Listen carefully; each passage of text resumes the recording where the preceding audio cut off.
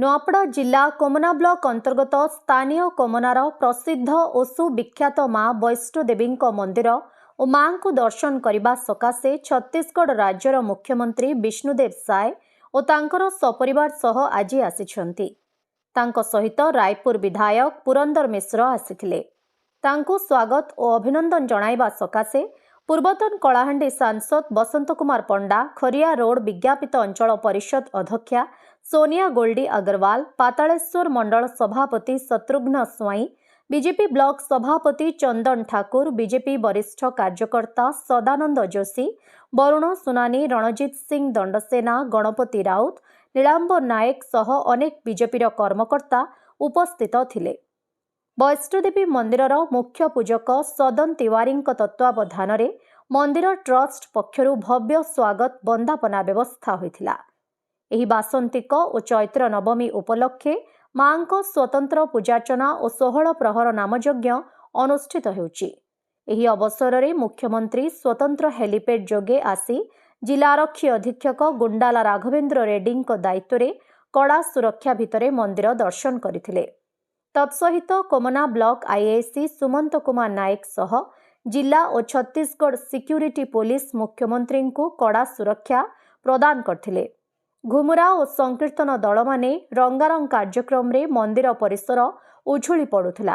अधा घंटा धरी मांको पूजार्चना परे होम आहुति देई मांको ठारू मुख्यमंत्री और सपरिवार आशीर्वाद भिक्षा करथिले।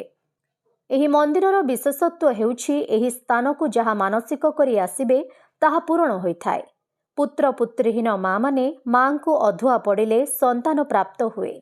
बहु दिनर असाध्य रोग दुख कष्ट भोगुथिले माँ निकटरे गुहारी कले ताहा दूर होइथाय। निर्वाचन परीक्षा युद्ध कलह कोर्ट कचेरी रे विजय प्राप्त करिबा पई एही स्थान को आसिले ताहा सफल होइथाय। माँ मंदिर दर्शन करिबा पई सुदूर रायपुर, भिलाई, बरगढ़, कलाहांडी, संबलपुर, पिथोरा, सराईपाली, दुर्ग जिला मानंकुरु आसी मनस्कामना पूरण हेउथबा जणा पड़िछि। आस्था विश्वास भक्तिर प्रतीक माँ वैष्णोदेवी तांकर आशीर्वाद जोगु सबु समय भक्तमानंक भीड़ देखिबाकु मिले। वैष्णोदेवी ट्रस्ट कोमना तरफरु कान्हा तिवारी सह समस्त तिवारी परिवार ट्रस्ट कर्मकर्ता मंदिर सेवाकारी माने समस्ते भोजन और पानीय जलर व्यवस्था करथिले। और मैं सबसे पहले तो समस्त उड़ीसा वासियों को और छत्तीसगढ़ भी लगा हुआ है तो वासियों को भी नवरात्रि की बहुत बहुत शुभकामनाएं।